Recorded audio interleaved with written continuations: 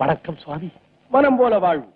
ஐயனே, நித்திய தரித்திரனுக்கு பெரும் புதையல் கிடைத்தது போல தாங்கள் இன்று எனக்கு கிடைத்திருக்கிறீர்கள். அப்பனே, நானோ பரதேசி, ஒரு சிறு பொருளும் என்னிடம் இல்லாத போது பெரும் புதையல் என்று என்னை வர்ணிக்கிறாயே. பொன்னும் பொருளும் கிடைத்தால் தானா புதையல்? உங்கள் உள்ளத்துள்ளே புதைந்து கிடக்கும் தத்துவங்களுக்கு விலை மதிப்பேது சுவாமி? என்னப்பா இது? நம் இருவருக்கும் அறிமுகமே இல்லை, என்னை இவ்வளவு தூரம் புகழ்ந்து கொண்டிருக்கிறாயே. தவநறி தவறாதவரையும் சிவனடி மறவாதவரையும் சொல்லித் தெரிய வேண்டுமா சுவாமி? அங்கனமாயின் என்னை ஒரு சிவனடியார் என்றே முடிவு கட்டி விட்டாய், அப்படித்தானே? அதில் என்ன சந்தேகம்? தாங்கள் ஆண்டவனின் அடியவர் என்று தெளிவாக தெரிகிறது. எப்படியோ வைத்துக்கொள், என்னை எதற்காக தடுத்து நிறுத்தினாய்? இன்று சமயத்தில் வந்து தாங்கள் என்னை காப்பாற்றி விட்டீர்கள். என்னை காப்பாற்றிக் கொள்ளவே என்ன செய்யலாம் என்று யோசித்துக் கொண்டிருக்கும் நேரத்தில் உன்னை எங்கிருந்தப்பா நான் காப்பாற்ற முடியும்? தாங்கள் மன வைத்தால் முடியும். மனமா? மனம், வாக்கு, காயம் இதற்கெல்லாம் அப்பாற்பட்டவன் நான். அப்படிப்பட்டவர் என்பதை புரிந்து கொண்டுதான் நானும் தங்கள் உதவியை நாடி வந்திருக்கிறேன். சுவாமி, தயவு செய்து தாங்கள் மேலே அணிந்திருக்கும் அந்த ஆடையை என்னிடம் கொடுங்கள். இது என்னடா இது பார்க்கொள்ளை? இப்படி ஒரு புது திருட்டு இந்த ஊரில் ஆரம்பமாகி இருக்கிறதா? இது புரியாமல் நானும் இவ்வழியே வந்து சிக்கிக் கொண்டேனே. சுவாமி, மன்னிக்க வேண்டும். அனுதினமும் முதலில் ஒரு சிவனடியார் துணியை துவைத்துக் கொடுத்த பின்புதான் ஊதியம் கொடுக்கும் ஊர் மக்களின் துணியை துவைப்பது என்ற ஒரு கொள்கையை கடைபிடித்து நேற்று வரை அதில் சிறிதும் பிசகாது அந்த சிறு தொண்டை செவ்வனே செய்து வந்திருக்கிறேன். இன்று சோதனையாக ஒரு அடியவரும் என் கண்ணுக்கு தென்படவில்லை. மனம் மாறுபட்டு வாழ்க்கையே வெறுக்கும் நேரத்தில் என்னை காப்பாற்ற தாங்கள் வந்து விட்டீர்கள்.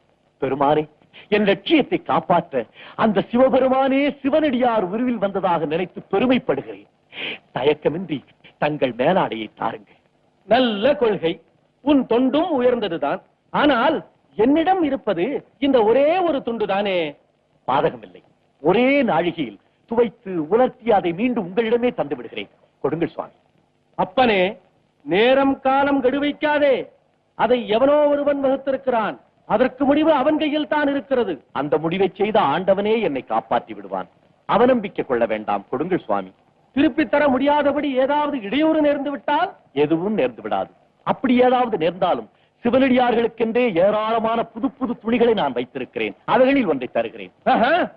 நீ ஒரு கொள்கையை வைத்திருப்பதைப் போல பிறர் கொடுக்கும் எந்த பொருளையும் யாச்சகமாக வாங்குவதில்லை என்று நானும் ஒரு கொள்கை வைத்திருக்கிறேன். எந்த பாதகமும் நடந்து விடாது. என்னை நம்பி கொடுங்கள் சுவாமி. மீண்டும் உங்கள் துணியையே தந்து விடுகிறேன். கொடுக்க முடியாவிட்டால் என் உயிரையே கொடுக்கிறேன். உன் உயிரை உடையாக உடுத்திக் கொள்ள முடியுமா? சுவாமி, எதையோ கற்பனை செய்து மனதை குழப்பிக் கொள்ள வேண்டாம். தைரியமாக கொடுங்கள். என் தொண்டும் நிறைவேறும், உங்களுக்கு துணியும் கிடைத்துவிடும். சரி, நீ இத்தனை தூரம் கேட்கும் போது உன்னை நம்பி கொடுக்கிறேன். தாராளமாக கொடுங்கள்.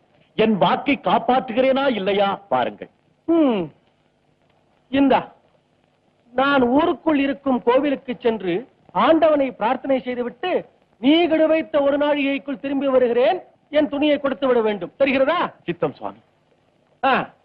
உன் பெயர் என்ன?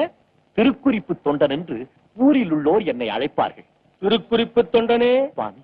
நாகாக்க என்ன சொன்னேன்? நாவால் உறுதி சொன்ன வார்த்தையின் நாணயத்தை காப்பாற்று என்று சொல்கிறீர்கள். காப்பாற்றி விடுகிறேன் சுவாமி, காப்பாற்றி விடுகிறேன். சரி, நானும் சென்று பிறகு வருகிறேன்.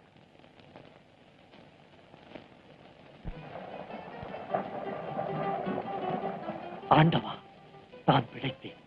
இன்றும் என் லட்சியத்தை காப்பாற்றி விட்டாயே. உனக்கு நான் எப்படி நன்றி சொல்லப் போகிறேன்?